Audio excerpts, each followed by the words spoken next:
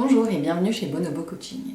Je m'appelle Marie Guyot et si vous êtes entrepreneur indépendant ou que vous envisagez de le devenir, je peux vous aider à trouver votre voie dans la jungle du travail. Nous vous proposons aujourd'hui la suite de notre thématique sur les personnes toxiques pour votre business avec quelques astuces pour réussir à combattre ces personnes-là. Si vous avez raté notre première vidéo qui vous aidait à identifier ces personnes toxiques, vous en trouverez le lien juste en dessous. Alors, comment combattre ces personnes toxiques ? La première chose à faire, c'est de garder en tête que ces personnes existent et existeront toujours quoi que vous fassiez. Ça n'a vraiment rien à voir avec vous, mais que c'est plutôt lié à une partie de leur histoire ou de leur personnalité.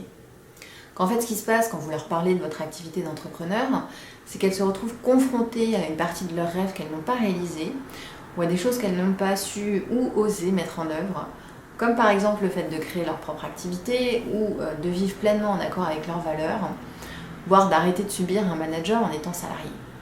Donc ces propos, aussi condescendants ou blessants soient-ils, ne vous sont en fait pas directement adressés, c'est vraiment à elles qu'elles parlent. Donc si vous gardez ça en tête, la prochaine fois qu'une personne toxique croisera votre route, vous pourrez ne pas prendre personnellement toutes les choses désagréables qu'elle vous dira. Parce que c'est vraiment pas vous ni votre entreprise qui avez un problème, c'est plutôt ces personnes-là qui, en tout cas sur ce terrain-là, ne sont pas du tout épanouies. Alors l'autre chose à garder en tête quand vous vous retrouvez face à des personnes toxiques pour votre business et notamment des personnes qui font partie de votre entourage, c'est que vous ne pouvez pas les changer. C'est dommage, hein, mais on ne change pas les gens à leur place. En revanche, vous pouvez changer de position. Donc si par exemple vous êtes ici, que la personne toxique se trouve là en face de vous, si vous vous déplacez là, cette personne sera obligée, ne serait-ce qu'un tout petit peu, de changer de position pour se retrouver face à vous et ça changera la nature de votre relation. Donc pour effectuer ce déplacement, vous pouvez essayer de changer d'angle quand vous parlez de votre activité d'entrepreneur. Donc par exemple, essayez plutôt de parler des besoins de vos clients que de ce que vous faites, ou l'inverse si c'était déjà ce que vous faisiez avant.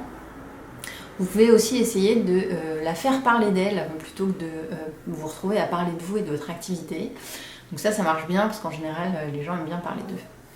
Voilà, donc essayez différentes approches et si vous le sentez, surtout n'hésitez pas à vous protéger en évitant de parler de ce qui vous motive réellement en tant qu'entrepreneur indépendant.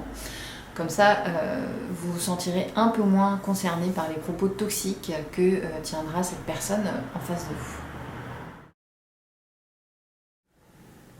Voilà, merci d'avoir regardé cette vidéo.